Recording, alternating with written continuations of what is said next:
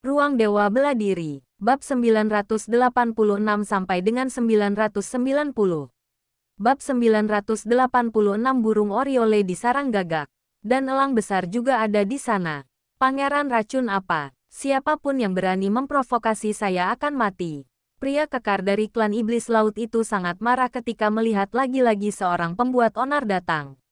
Sebagai seorang master di tingkat ke-9 alam transenden, ia tentu saja memiliki kebanggaan tersendiri. Meskipun pangeran racun dan pangeran api kuat, mereka hanya berada di tingkat ke-8 alam transenden dan tidak sebanding dengannya. Sekarang mereka bersikap sangat arogan, terang-terangan mencoba mencuri rumput panjang umurnya. Bagaimana mungkin ini tidak membuatnya marah? Menurutnya, ramuan panjang umur ini adalah hak miliknya, dan seharusnya sudah menjadi miliknya sejak awal. Dia bahkan telah membayar harga yang sangat mahal untuk membunuh harimau bertaring tajam itu. Tetapi dia tidak pernah menyangka bahwa orang lain akan mendapatkannya lebih dulu.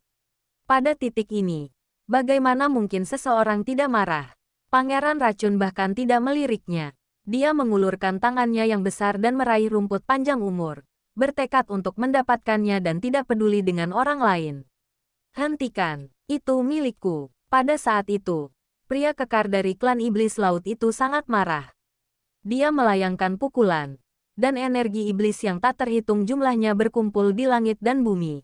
Seketika melepaskan teknik tinju yang sangat dahsyat yang menghantam ke bawah.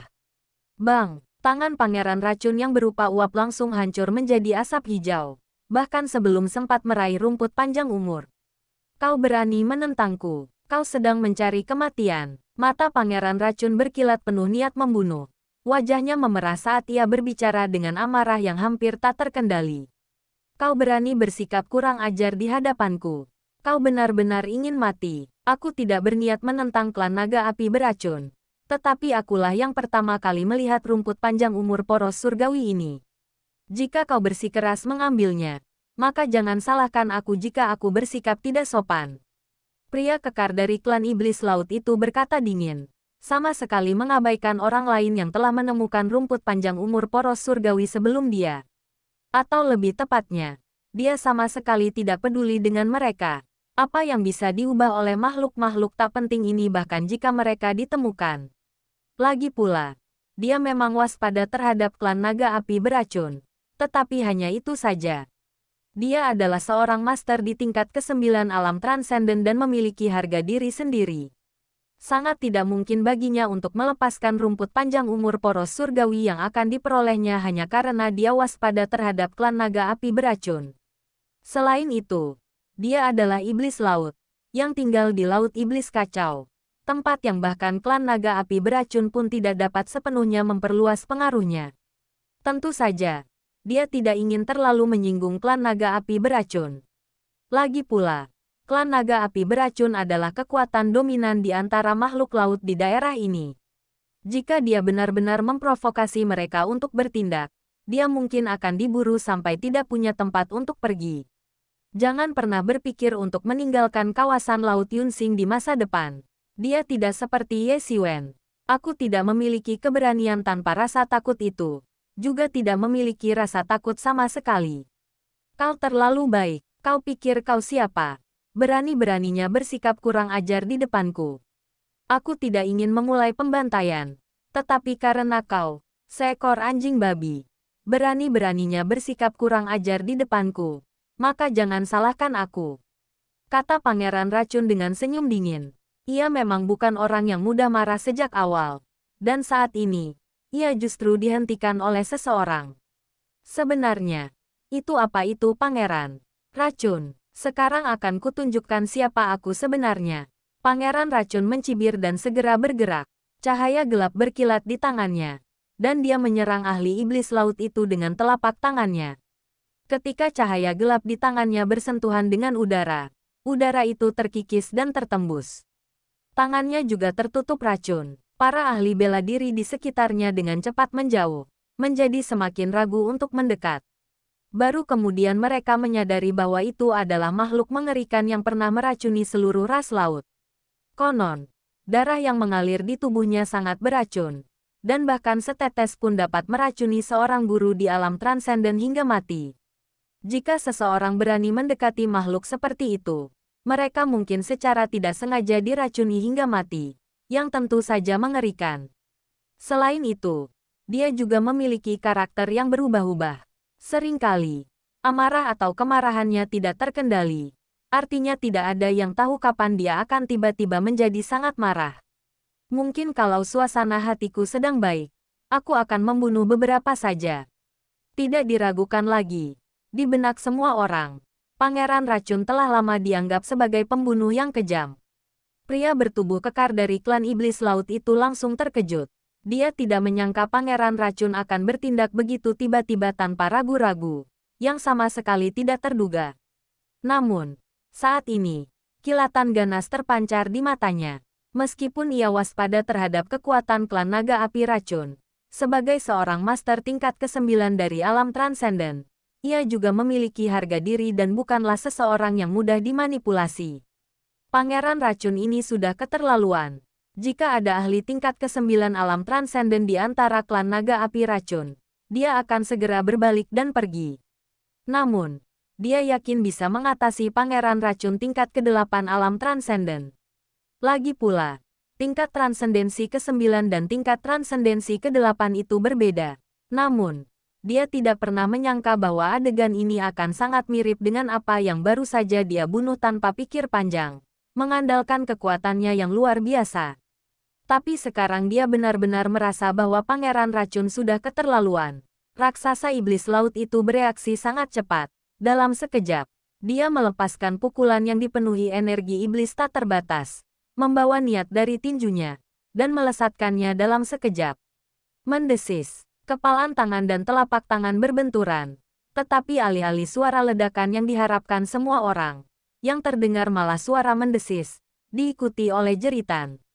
Iblis laut bertubuh kekar itu, yang beberapa saat sebelumnya tampak begitu mengintimidasi, tiba-tiba menarik tinjunya ke belakang, diikuti oleh jeritan. Tinjunya sebagian besar meleleh, meninggalkan darah dan pecahan tulang, pemandangan yang membuat Rumei merinding. Selain itu, kekuatan dahsyat menembus aliran darahnya, mengalir ke lengannya dan masuk ke dalam tubuhnya. Racun itu tampaknya akan menyebar ke seluruh tubuhnya. Pada saat itu, iblis laut bertubuh kekar itu menggertakkan giginya dan, dengan tebasan cepat tangan kirinya, memutus lengan kanannya dalam sekejap.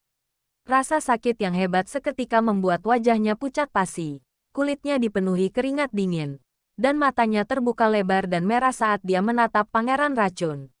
Jinggai Yujue terkejut. Dalam pertarungan sebelumnya, dia hampir diracuni sampai mati oleh Pangeran Racun. Jika dia tidak bertindak tegas dan menunda 1 atau 2 detik, dia mungkin akan mati karena racun itu. Meskipun dia pernah mendengar tentang kekuatan para tuan muda ini, dia tidak benar-benar menganggapnya serius. Sekuat apapun generasi muda, mereka hanya bisa menjadi bagian dari generasi muda. Sekuat apapun mereka hanyalah sekelompok orang kecil yang berusia beberapa ratus tahun. Mampukah mereka menentang kematian? Namun baru setelah pertarungan sebenarnya ia benar-benar memahami satu hal, meskipun mereka hanyalah generasi muda. Anak-anak ajaib dan jenius bukanlah kelompok yang dapat diukur dengan akal sehat biasa. Keheningan mencekam menyelimuti area sekitarnya.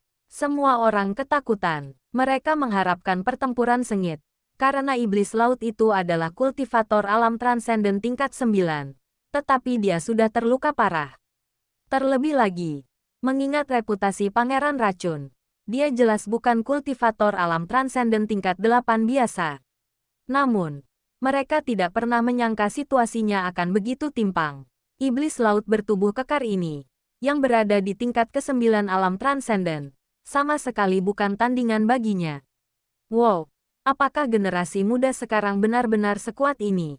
Ini adalah generasi tercepat yang pernah saya lihat. Yuru tersentak. Yuru telah hidup selama ribuan tahun dan telah menyaksikan banyak generasi tuan muda bangkit dan jatuh. Tetapi dia belum pernah melihat generasi yang berkembang begitu cepat. Di usia beberapa ratus tahun saja, mereka sudah mampu mengalahkan tuan-tuan veteran tanpa kesempatan untuk melawan balik. Dengan kekuatan seperti ini, jika mereka mencapai tingkat ke-9 alam transenden, mereka mungkin bisa langsung mencapai puncak dan menjadi tak terkalahkan. Bodoh. Pangeran Racun mencibir dan melancarkan serangan lain. Namun kali ini, pria kekar dari klan Iblis Laut itu tidak memilih untuk menghadapinya secara langsung. Sebaliknya, dia berbalik dan pergi, tidak berani melawannya. Hanya satu pukulan telah menunjukkan kepadanya bahwa dia mungkin bukan tandingan Pangeran Racun yang menakutkan ini, bahkan di masa jayanya, apalagi dalam kondisinya saat ini. Mau pergi, Pangeran Racun mencibir, berubah menjadi seberkas cahaya hitam dan mengejar.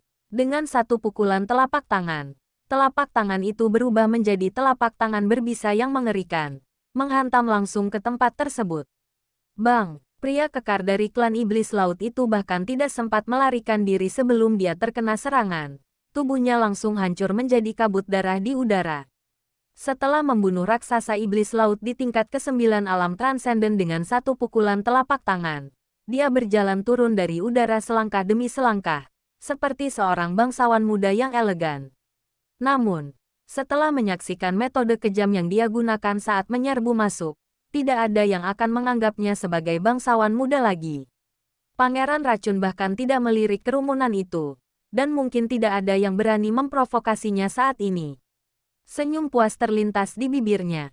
Pepatah, belalang sembah mengintai jangkrik, tanpa menyadari burung oriole di belakangnya.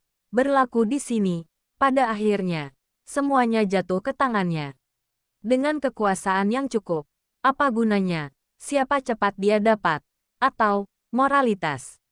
Tiba-tiba, tepat ketika Pangeran Racun berjalan ke sisi rumput panjang umur dan hendak memetiknya, rumput panjang umur itu tiba-tiba muncul dari tanah, langsung berubah menjadi aliran cahaya dan menghilang ke cakrawala. Pangeran Racun hanya tertegun sesaat sebelum dia meraung marah. Kejar mereka! Kejar mereka! Saat dia berbicara, sosoknya berubah menjadi bola cahaya hitam dan mengejar. Dia dipenuhi kemarahan yang benar. Inilah yang terjadi ketika seekor bebek matang terbang pergi. Tak lama setelah Pangeran Racun terbang ke atas, semua orang, termasuk para ahli dari klan Naga Api Racun, mengikutinya. Sementara itu, di rawa di sisi lain, Ye Xiwen berulang kali naik turun, lalu tiba-tiba membuka matanya. Tampaknya kekuatan angin dan petir di sekitarnya berada di bawah kendalinya, membentuk sebuah wilayah kekuasaan. Domain angin dan guntur. Selesai. Tiba-tiba, seberkas cahaya melesat lurus ke arahnya dari cakrawala. Sebelum dia sempat mengeluarkan suara, dia sudah bergegas masuk ke rawa dalam keadaan panik. Bab 987 bahkan dalam perkelahian tangan kosong, kau bukan tandingan baginya. Ye Xiwen membuka matanya, mengumpulkan esensi sejatinya di dalam dirinya. Dalam sekejap, matanya bersinar. Dan dia segera melihat menembus aliran cahaya untuk menemukan bahwa itu sebenarnya adalah rumput panjang umur. Tanpa ragu-ragu, Ye Xiwen segera memunculkan tangan ki raksasa dan meraih rumput panjang umur. Terdengar suara gaduh di telingaku. Kejar mereka, kita harus menangkap mereka. Sialan. Suara itu sangat familiar, itu milik Pangeran Racun. Benar saja. Dalam beberapa saat, Pangeran Racun yang marah telah menyusul. Ketenangannya yang biasa hilang, digantikan oleh tatapan amarah yang luar biasa. Dia lengah dan hadiahnya lepas begitu saja.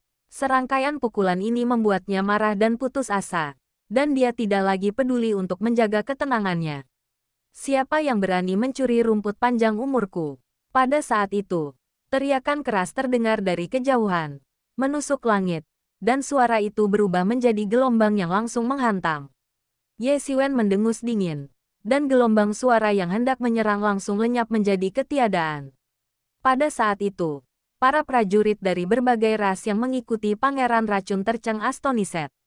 Siapa yang berani merebut barang-barang Pangeran Racun? Mereka pasti sudah lelah hidup. Jika baru sekarang, semua orang hanya memiliki kesan legendaris tentang para jenius muda ini. Tetapi penampilan mereka sebelumnya benar-benar mengubah kesan tersebut. Para ahli muda ini mungkin sudah sangat hebat. Pada titik ini, bahkan jika seseorang di tingkat ke-9 alam transenden memprovokasi orang-orang ini, menurut pandangannya, itu akan menjadi jalan buntu. Sekarang, ada seseorang yang benar-benar berani merebut rumput panjang umur poros surgawi. Bukankah itu sama saja dengan mencari kematian? Bahkan orang-orang yang datang ini hanya untuk menonton pertunjukan. Mereka tidak berniat mengambil kembali rumput panjang umur poros surgawi dari Pangeran Racun. Di antara talenta muda terbaik, Pangeran Racun adalah yang paling tidak takut dengan pertarungan kelompok. Penyerang racun manapun yang mencoba mengepung dan menyerangnya benar-benar mencari kematian. Ketika mereka tiba, mereka mendapati Pangeran Racun dan seorang pemuda berjubah biru sedang berhadapan.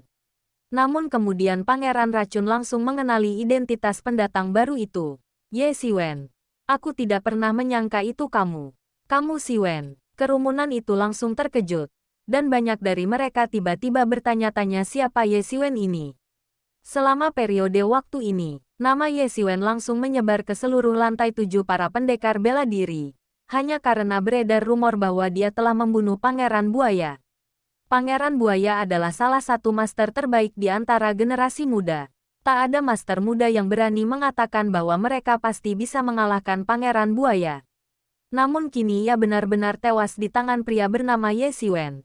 Banyak praktisi bela diri dari tingkat 6, setelah tiba di tingkat 7, dengan percaya diri menyatakan bahwa mereka memang telah menyaksikan Pangeran Buaya mati di tangan Ye Siwen. Ini bukanlah hal yang paling menakutkan. Hal yang paling menakutkan bukanlah kekuatan Ye Siwen, melainkan keberaniannya. Pangeran Buaya adalah patriark berikutnya dari klan Buaya Racun Tanpa Bayangan, yang hampir diakui secara universal. Kekuatan klan Buaya Racun Bayangan di Laut Yunsing sungguh tak terukur. Meskipun banyak orang tidak puas dengan Pangeran Buaya, mereka tidak berani bertindak sembarangan melawannya. Jika tidak, mengingat kesombongan Pangeran Buaya, generasi yang lebih tua pasti sudah mengambil tindakan terhadapnya. Justru karena ia dilindungi di bawah bayang-bayang klan Buaya Bayangan, ia menjadi begitu tidak bermoral. Orang biasa bukanlah tandingan baginya, dan mereka yang mampu membunuhnya pun ragu-ragu. Itulah sebabnya ia mampu berkembang hingga mencapai levelnya saat ini. Bukan hanya klan Buaya Racun Bayangan, semua anak ajaib dari para penguasa utama tumbuh dengan cara ini. Hanya Jian Wushuang yang merupakan anomali karena asal-usulnya misterius. Tidak ada yang tahu latar belakangnya. Mereka hanya tahu bahwa dia adalah seorang tuan muda dari luar alam. Namun kini, ada lagi orang buangan seperti dia. Dan dibandingkan dengan Jian Wushuang, Ye Siwen bahkan lebih berani dan gegabah. Dia telah menentang klan Buaya Beracun Jueying selama ini. Dan tidak peduli berapa banyak ahli yang dikirim klan Buaya Beracun Jueying, mereka belum mampu melenyapkannya. Kekuatannya sungguh menakutkan. Namun, yang benar-benar mengguncang seluruh lantai 7 adalah berita bahwa Pangeran Buaya telah terbunuh dan semua ahli muda dari klan Buaya Racun Tanpa Bayangan telah musnah. Berita ini segera menimbulkan sensasi, dan semua orang baru saja melihat dari Pangeran Racun betapa kuatnya generasi muda.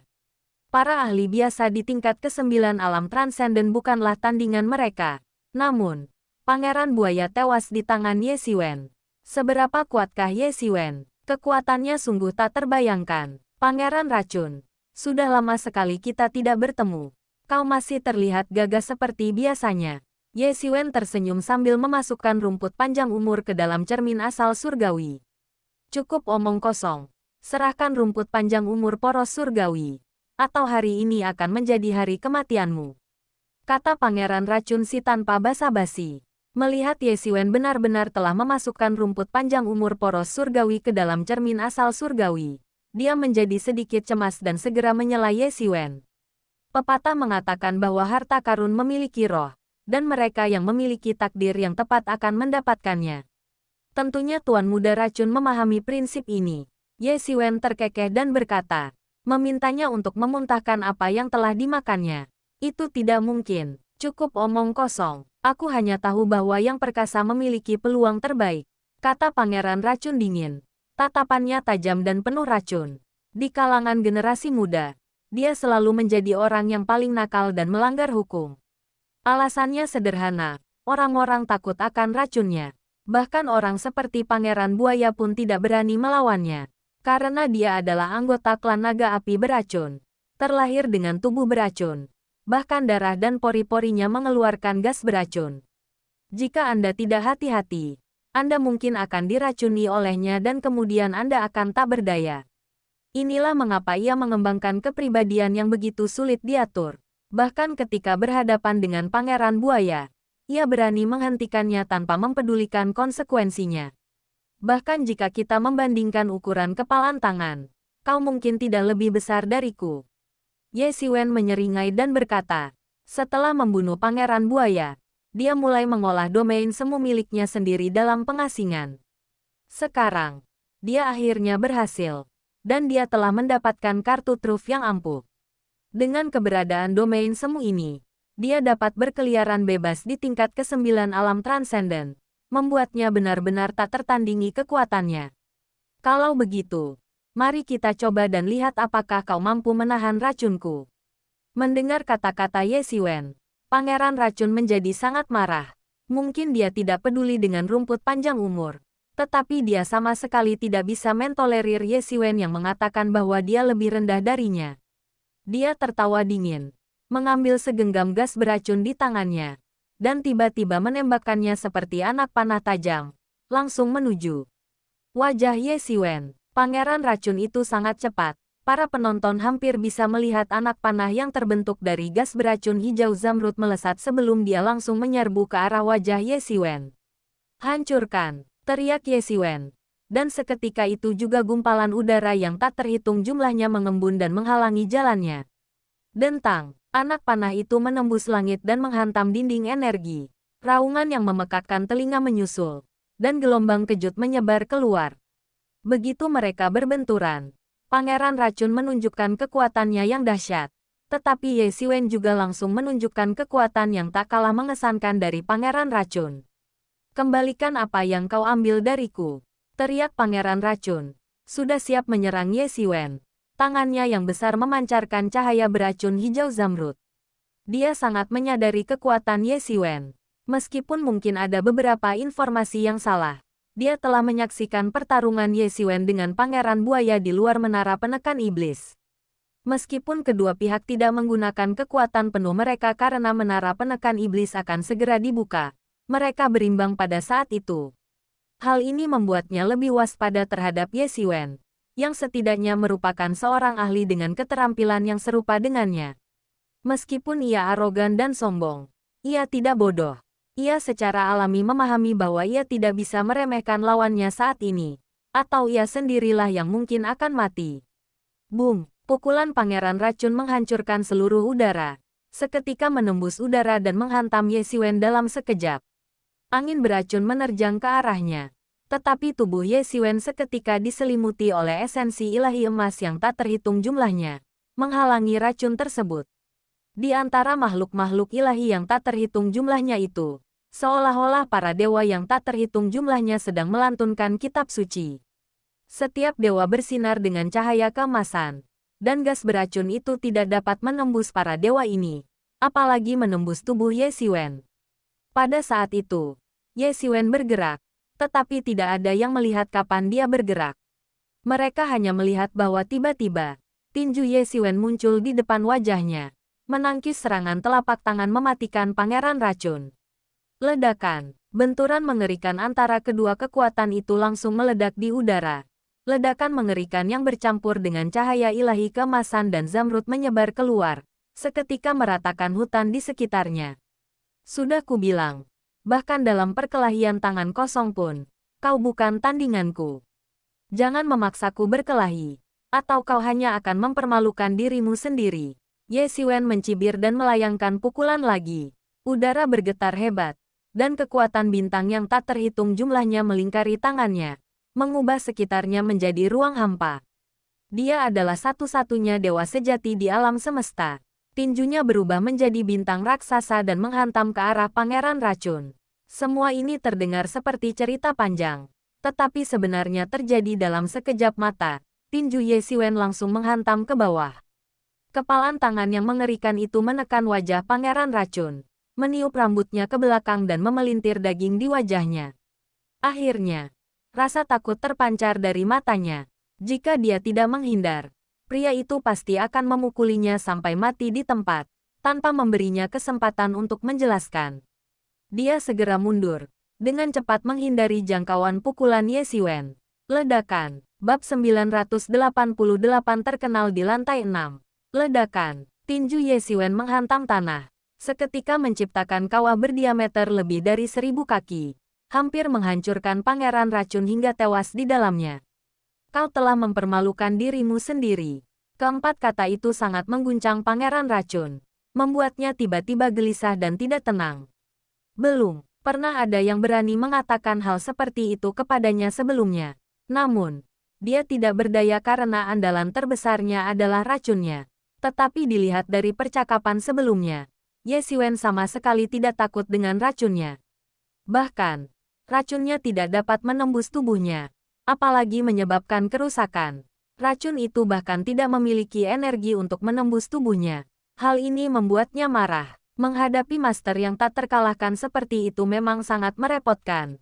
Karena bagaimanapun cara bertarung, dia sama sekali tidak memiliki kelemahan. Ditambah dengan kecepatan Ye Xiwen yang menakutkan, dia benar-benar tak terkalahkan dan mengerikan. Jika dia tidak masih mendambakan rumput panjang umur dari poros surgawi, dia mungkin sudah pergi sejak lama. Dia menatap Ye Xiwen dengan tatapan jahat, seolah menghitung apakah dia memiliki peluang bagus untuk menang jika mereka terus bertarung, dan apakah dia bisa merebut rumput panjang umur Tian Sudarinya. Namun, betapapun enggannya dia, setelah membandingkan mereka, dia menyadari bahwa dia benar-benar tidak bisa mengalahkan Ye Xiwen, yang seperti seseorang yang mengenakan baju zirah. Pada titik itu, kita hanya akan mampu menerima kekalahan secara pasif. Dan kemudian kita akan benar-benar kehilangan muka. Jika itu orang lain, dia tidak akan menderita kerugian sebesar itu, tidak akan begitu pasif, dan hampir tidak punya jalan keluar. Tapi dia kebetulan bertemu Ye Xiwen, si aneh ini. Menghadapi lawan yang hampir tanpa celah seperti itu, satu-satunya cara adalah mengalahkannya secara adil, bukan dengan cara curang. Meskipun penggunaan racun itu ampuh, metode ini hanya dapat dianggap sebagai metode sesat atau tidak lazim. Ye Xiwen dengan tenang mengamati pangeran racun, menunggu untuk melihat pilihan apa yang akan diambilnya. Dia merasakan kepuasan yang luar biasa, dan setelah memadatkan ranah kekuatan angin dan petirnya, kecepatannya meningkat lebih jauh lagi. Selain itu, dengan perlindungan ilahi, dia sama sekali tidak perlu khawatir tentang penggunaan racun oleh pangeran racun.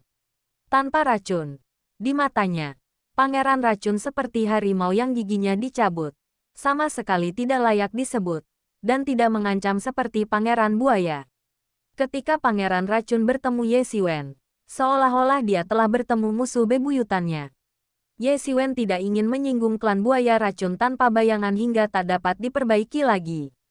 Dia juga telah sangat menyinggung klan naga api beracun, tetapi itu tidak berarti dia takut. Dia hanya tidak ingin ada lagi kecelakaan yang tidak perlu terjadi. Pangeran racun menatap Ye Xiwen dengan garang. Tetapi pada akhirnya, dia tidak punya pilihan selain berkata dengan penuh kebencian, "Tunggu saja." Dia tampak sangat sedih. Bebek yang sudah dimasak telah terbang pergi, dan ramuan panjang umur yang hampir didapatnya pun hilang. Seolah-olah dia kehilangan rezeki nomplok. Anda bisa membayangkan betapa sedihnya dia. Namun, tidak ada yang bisa dia lakukan. Dia tidak bisa berbuat apapun terhadap Ye Xiwen, apalagi bawahannya. Mereka hanya bisa pergi bersama para ahli dari klan naga api beracun, dengan perasaan penuh dendam. Ye Xiwen tidak mengambilnya ke hati, hanya tersenyum, lalu berbalik, melangkah ke udara. Sosoknya berubah menjadi bola angin dan guntur, dan menghilang dari pandangan semua orang. Para prajurit dari berbagai ras saling memandang dengan kebingungan. Hanya itu saja, tak seorang pun menduga hasil ini. Pangeran racun gagal merebut rumput panjang umur poros surgawi dari Ye Xiwen. Atau lebih tepatnya, ia melarikan diri dalam keadaan kacau, membuktikan bahwa ia bukanlah tandingan Ye Xiwen. Kupikir pangeran racun sudah sangat kuat, tapi aku tidak menyangka Ye Xiwen bahkan lebih kuat lagi. Dia berhasil mengusir pangeran racun hanya dalam satu serangan, kata seseorang dengan penuh emosi. Tampak terkesan dengan kekuatan bertarung Ye Xiwen yang menakutkan. Mungkinkah Ye Xiwen benar-benar jauh lebih kuat dari pangeran racun? Kalau begitu, dia akan benar-benar tak tertandingi bahkan di antara para ahli tingkat ke-9 alam transenden. Seru seseorang dengan terkejut. Sungguh tak terduga bahwa Pangeran Racun dapat dengan mudah membunuh seorang ahli alam transenden. Jika Ye Xiwen bahkan lebih kuat darinya, bukankah dia akan tak terkalahkan bahkan di antara tingkat ke-9 alam transenden? Seharusnya tidak seburuk itu. Kurasa itu karena Pangeran Racun telah ditahan. Kalau tidak, dengan kekuatan Pangeran Racun, dia tidak akan seperti ini. Aku tidak tahu metode kultivasi macam apa yang telah dipraktikkan Ye Xiwen. Tubuh fisiknya sangat kuat hingga menakutkan. Itu bisa menyaingi ras-ras kuno yang ahli dalam kekuatan fisik. Sungguh menakutkan. Beberapa orang melihat segala sesuatu dengan lebih jelas. Mungkin kekuatan Ye Xiwen memang melebihi Pangeran Racun. Tetapi jika tubuh fisiknya tidak begitu kuat sehingga Pangeran Racun tidak memiliki ruang untuk bergerak, dia tidak akan mampu menakut-nakuti Pangeran Racun dengan mudah. Tak lama kemudian, kabar tentang Ye Xiwen yang berhasil mengusir Pangeran Racun dan mencuri rumput panjang umur poros surgawi menyebar dengan cepat di seluruh komunitas seni bela diri di lantai 7. Menghadapi hasil ini, para prajurit dari semua ras saling memandang dengan tak percaya, terutama para prajurit manusia, yang benar-benar tercengang dan tidak mengharapkan hasil seperti ini. Sebagian orang berseru bahwa setelah Pangeran Hailong, umat manusia akan bangkit untuk menjadi tuan muda tak tertandingi lainnya. Tidak banyak ahli di antara umat manusia, terutama jika dibandingkan dengan ras laut. Meskipun ada cukup banyak ahli di setiap ras, mereka benar-benar berada dalam posisi yang kurang menguntungkan dibandingkan dengan seluruh ras laut. Seandainya tidak ada Pangeran Naga Laut yang selalu mengawasi mereka, siapa yang tahu betapa sombongnya ras laut itu. Namun, tindakan Ye Xiwen kali ini sangat meningkatkan moral mereka. Namun, ini mungkin bukan hal yang baik bagi para ahli di antara makhluk laut. Setelah Ye Xiwen membunuh Pangeran Buaya, berita itu menyebar ke seluruh lantai 7. Awalnya, banyak orang tidak percaya pada kekuatan Ye Xiwen. Lagi pula, pada awalnya, Ye Xiwen dapat dengan mudah mengalahkan bahkan seorang master di tingkat ke-5 atau ke-6 alam transenden. Oleh karena itu, tidak ada yang berani percaya bahwa Pangeran Buaya akan mati di tangan Ye Xiwen. Banyak orang bahkan menganggapnya tidak masuk akal dan menggelikan. Pangeran Buaya adalah sosok yang banyak orang tidak percaya bahwa dia akan mati di tangan Ye Xiwen. Pada saat itu juga, kabar bahwa Ye Xiwen telah turun tangan dan menakut-nakuti Pangeran Racun bagaikan menambah bahan bakar ke api, mendorong seluruh kejadian ini ke puncaknya. Dengan tambahan dorongan dari beberapa orang dengan motif tersembunyi, seluruh penghuni lantai 7 mulai membahas masalah Ye Xiwen. Ye Xiwen seketika menjadi pusat perhatian semua orang, bahkan melampaui spekulasi tentang asal-usul dan kekuatan monster yang tertidur di antara lantai 6 dan 7. Hal itu kemudian menjadi topik pembicaraan bagi orang lain. Namun bagi para praktisi seni bela diri tersebut, gelombang yang lebih besar lagi masih akan datang. Karena kemunculan Ye Xiwen, klan buaya racun bayangan sekali lagi melancarkan perburuan terhadapnya. Setelah generasi muda ahli dari klan buaya racun bayangan terbunuh, lebih banyak ahli dari klan tersebut berdatangan satu demi satu. Namun, kali ini bukan pakar terkemuka dari generasi muda seperti Pangeran Buaya yang datang, melainkan pakar yang lebih tua seperti Tetua ke-18. Setelah mendengar kabar kematian Pangeran Buaya, Tetua ke-18 menjadi sangat marah dan segera memimpin anak buahnya untuk memburu Ye Xiwen. Banyak orang tidak optimis tentang Ye Xiwen, karena, secara relatif, tim ahli dari klan buaya racun bayangan yang dipimpin oleh 18 tetua bahkan lebih kuat daripada tim yang dipimpin oleh Pangeran Buaya. Paling tidak, mereka semua adalah ahli tingkat 8 alam transenden, dan ada lebih dari 10 ahli tingkat 9 alam transenden. Di antara mereka ada ahli top seperti 18 tetua, yang dianggap berada di puncak tingkat 9 alam transenden. Sangat mudah membayangkan situasi berbahaya yang akan dihadapi Ye Xiwen kali ini. Namun, di luar dugaan, setelah 18 tetua memasang jebakan untuk Ye Xiwen justru berhasil membunuh 3 ahli tingkat ke-9 alam transenden dan 5 ahli tingkat ke-8 alam transenden sebelum dengan tenang mundur tanpa terluka. Meskipun Ye Xiwen tidak berdaya melawan tetua ke-18, tetua ke-18 juga tidak berdaya melawan Ye Xiwen karena kecepatannya. Setelah Ye Xiwen menguasai lapisan kedua sayap iblis, sayap angin dan petir, hingga mencapai puncaknya, kecepatannya pun mencapai puncak baru. Bahkan seorang master alam aspek Dharma, tanpa penekanan dari wilayah kekuasaannya, tidak dapat menandingi kecepatan Ye Xiwen. Sekarang mudah untuk membayangkan betapa cepatnya Ye Xiwen. Berita itu menimbulkan kehebohan. Banyak orang telah mendengar tentang tetua ke-18 dari klan buaya bayangan. Alasannya sederhana. Banyak tetua klan buaya racun bayangan telah mengasingkan diri. Tetua ke-18 ini adalah tetua yang baru dipromosikan dan sangat aktif dalam 1000 tahun terakhir. Dia telah melakukan banyak tindakan penyitaan dan pemusnahan, dan reputasinya yang buruk jauh melampaui Pangeran Buaya. Namun, bahkan dalam penyergapan sekalipun, Ye Xiwen tetap tidak tertangkap, dan dia bahkan membunuh beberapa ahli sebelum pergi. Bagaimana mungkin hal ini tidak mengejutkan semua orang yang hadir? Ye Xiwen itu benar-benar menantang takdir. Sepertinya, kecuali muncul seorang ahli alam aspek Dharma setengah langkah, mustahil untuk menangkap Ye Xiwen. Bukan hanya mustahil untuk menangkap Ye Xiwen, saat ini, jika kita tidak hati-hati, bahkan seorang master tingkat ke-9 dari alam transenden bisa binasa di tangannya. Bagaimana seorang jenius seperti itu bisa menjadi terkenal? Mengapa tidak ada berita tentang dia sebelumnya? Dunia ini begitu luas. Apa anehnya beberapa ahli yang tidak dikenal? Lagi pula, konon Pei Xingchen bahkan memastikan bahwa Ye Xiwen bukanlah ahli dari wilayah Laut Yunsingku, melainkan mungkin ahli dari wilayah lain. Yang terpenting, dilihat dari situasi saat ini, tampaknya hanya ketika para ahli dari berbagai ras di alam aspek Dharma tiba, barulah kita bisa menghadapinya. Para ahli di alam aspek Dharma dari berbagai ras tampaknya sedang terhambat oleh sesuatu. Peringatan telah dikirimkan sejak lama, tetapi masih belum ada kabar. Biar kukatakan, para ahli di alam aspek Dharma itu terjebak di dalam makam suci di luar sana, dan siapa yang tahu kapan mereka akan tiba. Terjadi banyak diskusi dan perbedaan pendapat, tetapi setiap orang memiliki versi cerita mereka sendiri. Namun, berita tentang Ye Xiwen baru saja dimulai.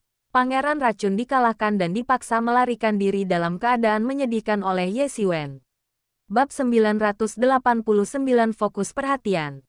Pangeran Racun dikalahkan dan dipaksa melarikan diri dalam keadaan menyedihkan oleh Ye Xiwen.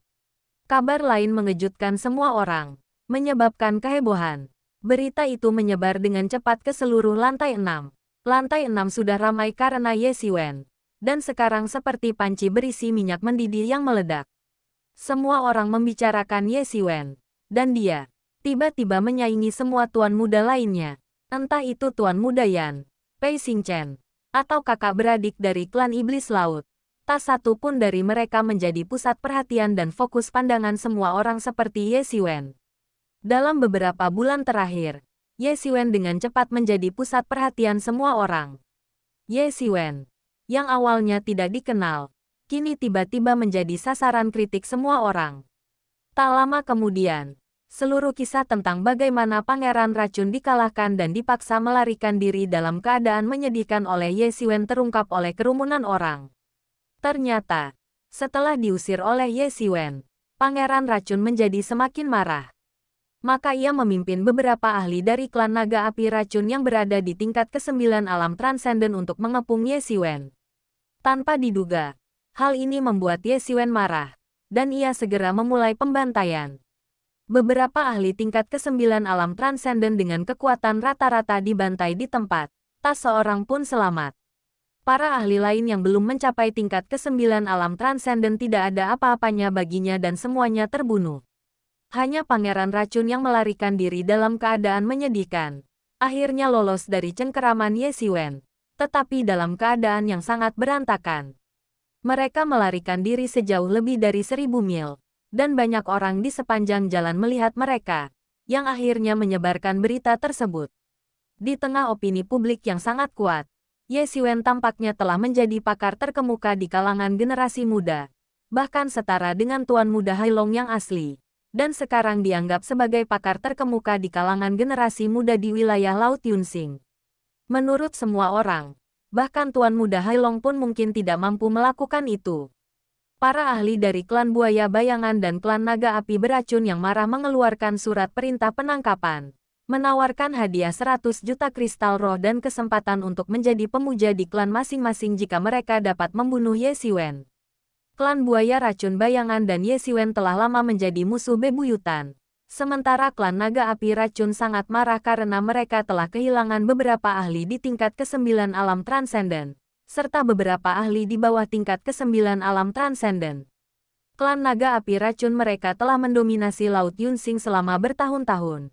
Dan bahkan klan buaya racun bayangan pun tidak dapat dibandingkan dengan klan naga api racun yang memiliki fondasi yang kuat. Apalagi klan-klan lain. Sudah lama sekali sejak ada yang berani menantang martabat mereka. Bukankah itu sama saja dengan mencari kematian? Tentu saja. Mereka tidak pernah membayangkan bahwa jika bukan karena penyergapan Pangeran Racun terhadap Ye Xiwen, ini tidak akan terjadi. Mereka sudah sangat marah dan tidak akan memikirkannya sama sekali. Bahkan jika mereka memikirkannya, mereka tidak akan peduli. Bagi mereka, hanya anggota klan mereka sendiri yang paling berharga. Dan semua orang lain hanyalah semut yang tidak berarti. Meskipun banyak yang waspada terhadap kekuatan dan metode Ye Xiwen dalam membunuh bahkan seorang ahli alam transenden tingkat 9, banyak lainnya mulai tergerak oleh keinginan setelah mendengar tentang imbalan dan jaminan dari kedua ras tersebut. 100 juta kristal roh adalah kekayaan yang sangat berharga, bahkan bagi seorang master di tingkat ke-9 alam transenden. Terlebih lagi, seseorang dapat menjadi pemuja di dua klan ini dan menikmati perlindungan serta sumber daya mereka. Bagi banyak kultivator liar, adakah tawaran yang lebih baik dari ini? Seketika itu juga, banyak sekali orang yang mulai tergerak oleh hasrat. Pepatah mengatakan bahwa kekayaan dapat dengan mudah menggoda seseorang untuk mengambil risiko. Dalam beberapa bulan terakhir, Ye Xiwen telah diburu puluhan kali. Ada para ahli di tingkat ke-9 alam transenden, dan bahkan seniman bela diri di tingkat ke-8 alam transenden yang terlalu percaya diri dan datang untuk memburunya. Namun, seiring semakin banyaknya prajurit dari berbagai ras yang dibunuh oleh Ye Xiwen, jumlah penyergapan secara bertahap berkurang.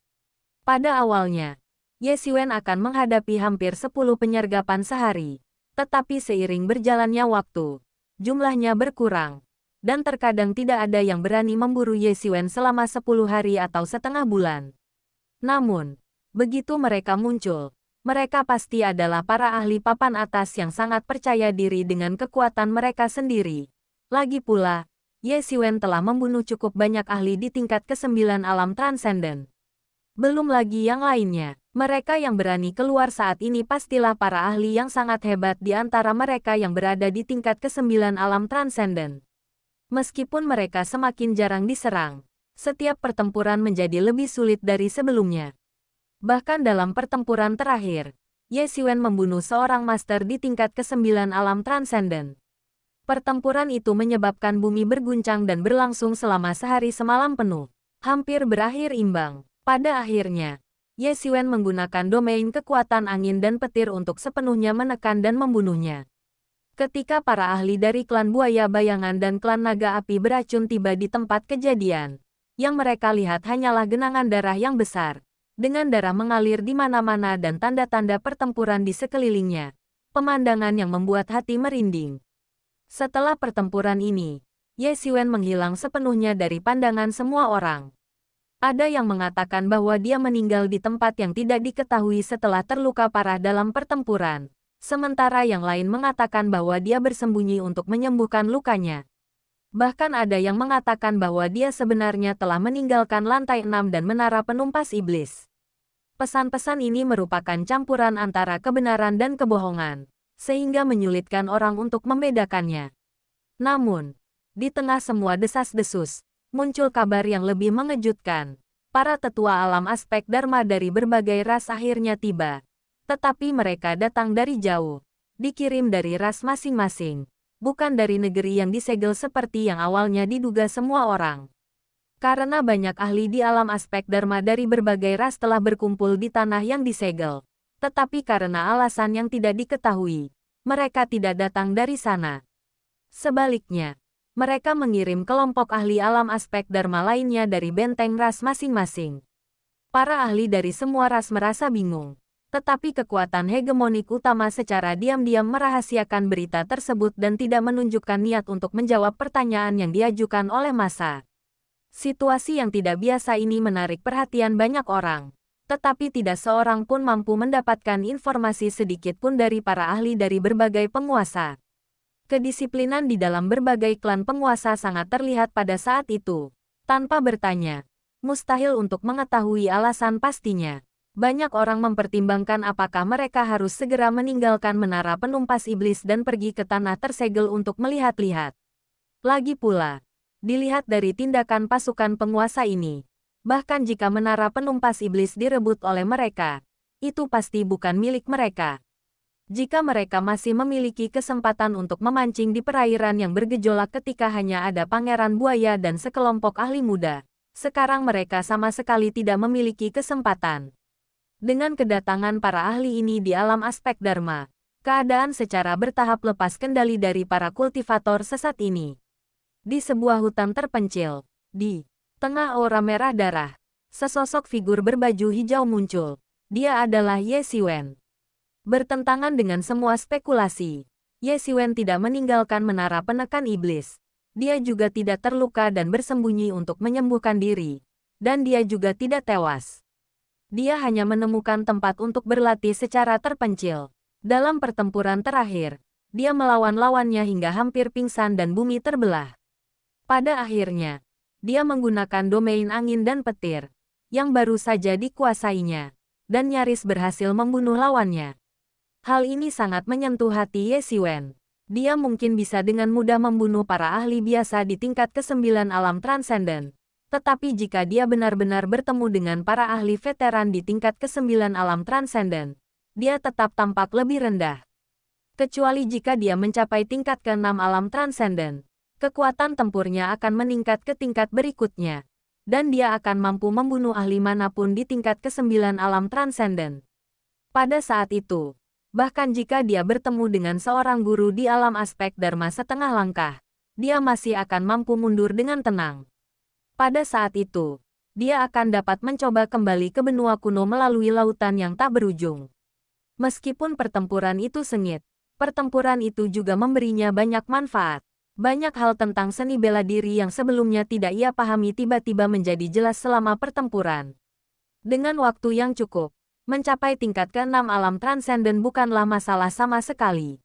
Begitu seseorang mencapai tingkat ke-6 alam transenden, ia dapat mencapai puncak dan menonjol di antara yang lain. Awalnya dia berencana untuk pergi. Ada banyak bahaya di menara penekan iblis. Tetapi mustahil bagi menara penekan iblis untuk jatuh ke tangannya. Sekalipun dia sombong, dia tahu betul bahwa dibandingkan dengan para ahli alam aspek Dharma, dia masih sangat lemah dan sama sekali bukan tandingan mereka.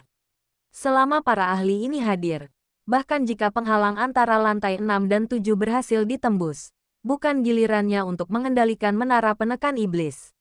Jika hanya Pangeran Buaya dan yang lainnya dari masa lalu, dia masih bisa bersaing untuk memperebutkannya.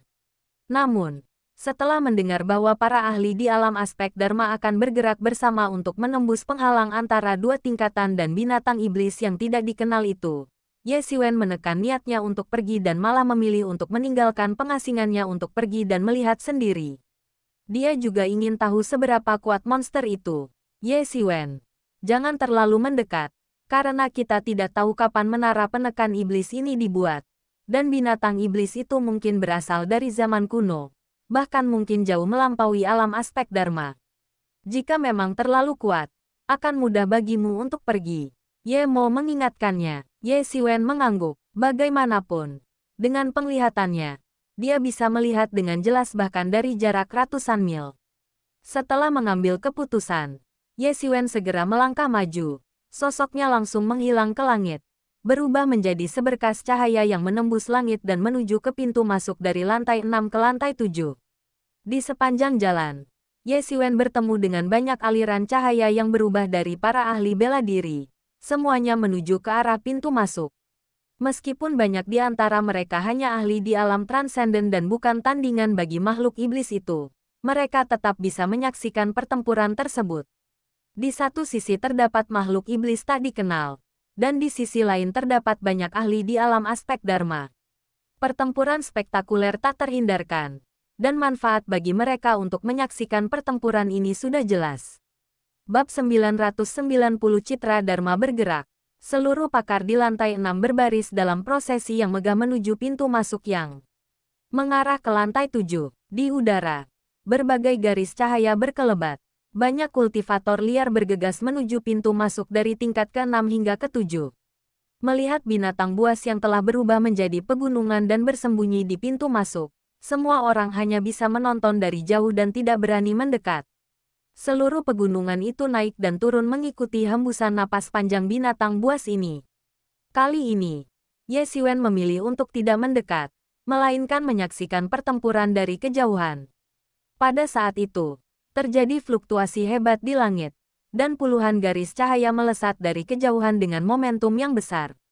Namun kemudian mereka melihat bahwa masing-masing orang itu menunggangi aliran cahaya berbagai warna, dan beberapa bahkan menunggangi binatang buas yang tidak diketahui asal-usulnya, membawa serta arus deras yang bergelombang. Pada saat itu, semua ahli bela diri sesat mengalihkan perhatian mereka kepadanya, karena sosok luar biasa telah tiba. Klan buaya bayangan yang muncul. Aku tidak menyangka mereka yang pertama muncul. Bukankah mereka sibuk memburu Ye Xiwen? Sekarang mereka punya waktu untuk itu. Apa kau tahu, memburu Ye Xiwen bukanlah apa-apanya dibandingkan dengan mendapatkan menara penekan iblis. Membunuh Ye Xiwen tetapi membiarkan menara penekan iblis lolos akan menjadi kerugian besar. Tapi mereka tiba lebih dulu. Jelas bertekad untuk menang. Setelah klan buaya beracun tanpa bayangan, dua kelompok lagi tiba dalam prosesi besar, klan paus pembelah langit dan klan naga api beracun. Ketiga penguasa ras laut telah tiba. Setelah ketiga penguasa suku laut tiba, sekelompok ahli dari suku iblis laut bergabung. Meskipun jumlah mereka jauh lebih kecil daripada suku laut, kehadiran mereka yang mengesankan sama sekali tidak kalah. Pasangan di depan kelompok itu tampak seperti suami istri. Bahkan fluktuasi sesekali yang terpancar dari mereka memberi Ye Xiwen perasaan kedalaman yang tak terukur. Mereka benar-benar ahli yang menakutkan di alam aspek Dharma. Sekilas pandang darinya seolah mengungkap segalanya tentang setiap orang. Barulah pada saat itulah Ye Xiwen mengetahui nama kedua saudara iblis laut itu dari mulut orang lain. Nama kakak laki-lakinya adalah Hai Wu Liang, dan nama adik perempuannya adalah Hai Wu Yu. Di antara para iblis laut, kakak beradik ini adalah ahli yang terkenal. Ketenaran mereka setara dengan Pangeran Buaya dan tokoh-tokoh lain dalam faksi mereka masing-masing. Namun, karena lautan iblis kacau selalu menjadi area terlarang, orang biasa tidak mungkin memasukinya. Berita sulit tersebar, dan bahkan jika tersebar, sebagian besar hanya di kalangan petinggi masing-masing klan. Orang biasa tidak banyak tahu tentang penyakit saudara-saudara Hai. Yang diketahui hanyalah bahwa mereka adalah yang terbaik di antara generasi muda klan iblis laut. Namun, para ahli dari berbagai ras yang telah bertahun-tahun berada di laut iblis kacau cukup mengenal saudara-saudara laut. Bahkan, mereka mengenal mereka dengan sangat baik. Sepasang iblis laut yang berdiri di hadapan mereka adalah orang tua mereka, meskipun tidak ada yang tahu nama pasti mereka. Hai Wu Liang dan Hai Wu Yu dikatakan berasal dari klan yang cukup misterius dalam ras iblis laut, dengan sedikit yang berani memasuki laut iblis kacau. Apalagi yang setenar kakak beradik Hai. Meskipun nama mereka tidak dikenal dan mereka tidak terkenal, tidak ada yang berani meremehkan orang tua dari saudara kandung Hai. Kegarangan mereka sebagai ahli di alam aspek Dharma sudah cukup untuk mengintimidasi siapapun. Setelah kedatangan para ahli dari klan iblis laut, banyak ahli dari ras manusia akhirnya tiba terlambat. Suara gemuruh, seperti formasi pertempuran yang bergerak, datang dari Cakrawala. Konvoi kereta perang melesat melintasi langit, dan para pemimpinnya adalah beberapa pria kekar yang auranya tak terduga dan sangat menakutkan. Di antara kerumunan itu, Ye Xiwen juga melihat Pei Xingchen, yang mengendarai kereta perang perunggu. Pei Xingchen, yang berdiri di antara orang-orang itu, tampak lebih tenang, auranya terkendali, namun semangatnya melambung tinggi. Dilihat dari penampilannya, dia tidak jauh dari mencapai tingkat ke-9 alam transenden kekuatan agung. Dalam hal kekuatan dan kemajuan, dia mungkin bahkan lebih hebat daripada Pangeran Racun. Selain Sekte Guiyuan tempat Pei Xingchen berada, kekuatan manusia besar lainnya, seperti Sekte tempat Si Kong Hao berada, juga mengirim banyak ahli. Tiba-tiba, para ahli di alam aspek Dharma, yang jarang terlihat pada hari-hari biasa, menjadi sangat umum seperti kubis, muncul di mana-mana.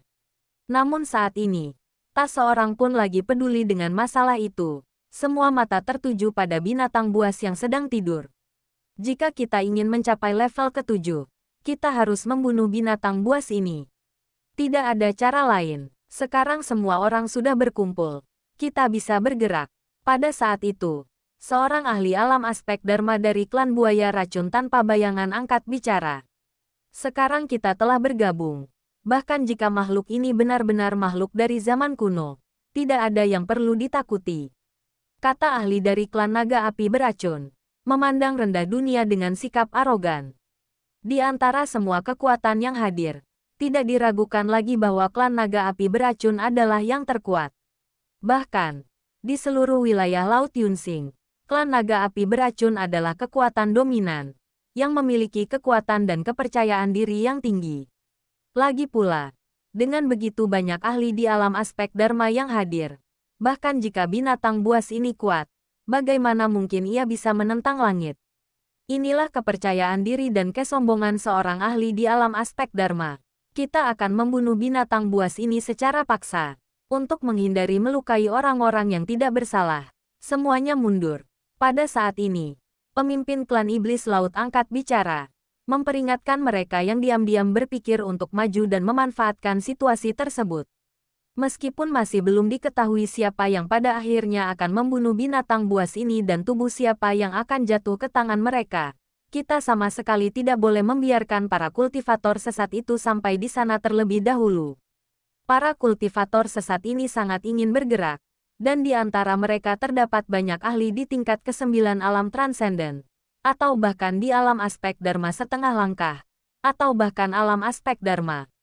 Jika terjadi kesalahan, mereka bahkan mungkin akan mencabut keuntungan terakhir yang tersisa.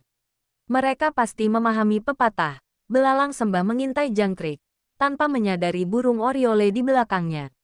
Saatnya mengosongkan area ini, namun, itu hanyalah masalah rutin. Lagi pula, mereka adalah sekelompok kultivator alam aspek Dharma, dan jika mereka membiarkan beberapa pendekar alam transenden mencuri harta rampasan mereka, mereka akan sangat marah. Sebagai ahli di alam aspek Dharma, mereka memiliki kepercayaan diri seperti itu. Banyak kultivator independen yang awalnya berada di dekat situ hanya bisa mundur dan menjauh dari binatang buas itu. Tidak ada cara untuk berunding dengan mereka saat ini.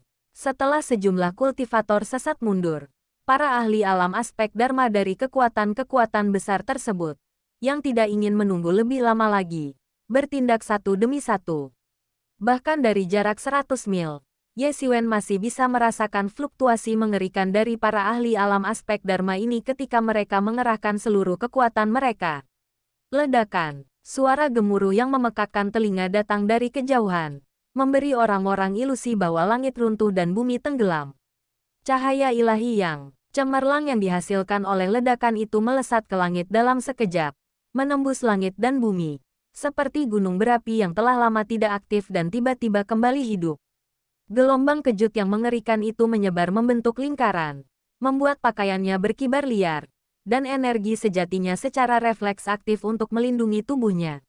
Bahkan dari jarak 100 mil, Ye Xiwen masih bisa merasakan kekuatan yang menakutkan. Matanya menyipit, menyadari bahwa ahli alam aspek Dharma itu bahkan lebih menakutkan dari yang dia bayangkan. Dia hanya memiliki beberapa deskripsi faktual tentang para ahli di alam aspek Dharma. Itulah sebabnya dia bersikeras datang ke sini untuk melihat mereka beraksi. Hanya dengan melihatnya dengan mata kepala sendiri dia dapat benar-benar menilai kekuatan para ahli ini. Dia sudah bisa merasakan bahwa hari di mana dia akan bertarung melawan seorang master dari alam aspek Dharma sudah tidak lama lagi. Pertarungan antara para ahli di alam aspek Dharma benar-benar menakutkan. Serangan kali ini membuatku gemetar ketakutan. Ya, jurang antara alam transenden dan alam aspek Dharma sangat besar. Aku harus mencapai alam aspek Dharma secepat mungkin.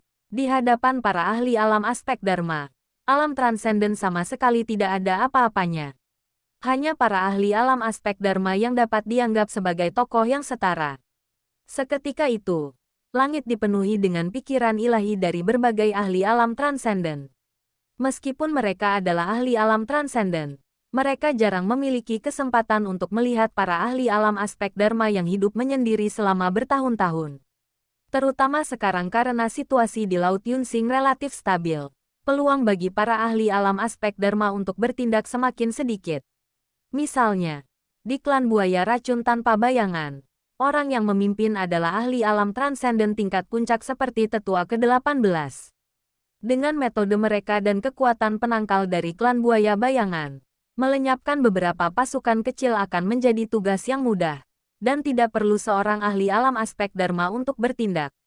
Jadi, meskipun mereka tahu kemungkinan kecil mereka bisa mendapatkan menara penekan iblis, mereka tetap berkumpul di sana, ingin melihat kekuatan seorang ahli alam aspek Dharma. Selain itu, mereka telah memperoleh banyak manfaat di tingkat ke-6. Jika mereka dapat melanjutkan hingga tingkat ke-7, mereka mungkin dapat memperoleh manfaat yang lebih banyak lagi. Banyak praktisi bela diri yang telah terjebak di tingkat ke-9 alam transenden selama bertahun-tahun sangat menantikan kesempatan ini. Meskipun sebagian besar akan diambil oleh kekuatan-kekuatan besar, bahkan sisa-sisa pun akan cukup bagi individu-individu ini. Ledakan, deru yang memekakkan telinga kembali meletus, seperti laut yang bergejolak. Sebagian gunung runtuh, dan dunia diselimuti hamparan putih, dipenuhi cahaya yang menyilaukan. Cahaya tak berujung berkelap-kelip di mana-mana, dan dunia seperti panci berisi air mendidih, tiba-tiba meluap. Selain para ahli dari berbagai pasukan yang dilindungi oleh para master dari alam aspek Dharma, semua orang lainnya mundur dengan cepat, tidak berani mendekat, jika tidak mereka mungkin akan ditindas hingga mati. Serangan gabungan dari lebih dari 20 ahli di alam aspek Dharma sangat mengerikan. Seluruh pegunungan yang menutupi tangan ganas itu langsung hancur dan berubah menjadi debu. Semua orang terpesona dan ketakutan. Tetapi mereka juga yakin bahwa setelah serangan yang mengerikan seperti itu, bahkan jika binatang buas itu benar-benar raksasa purba, seharusnya ia sudah mati sekarang. Mustahil ia bisa selamat. Namun kemudian, suara gemuruh yang dahsyat menggema di seluruh langit dan bumi. Mengaung.